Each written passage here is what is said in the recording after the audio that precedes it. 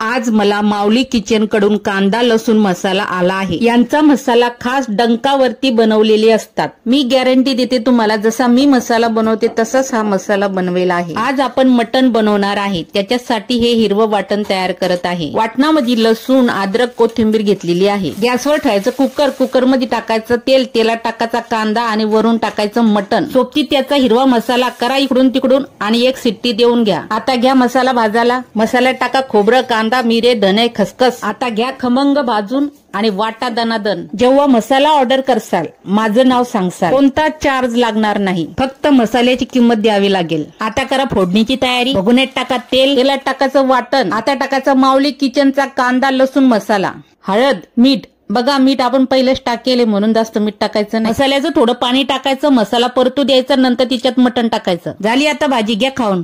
अशी भाजी बनवायची, करा मग मसाला ऑर्डर।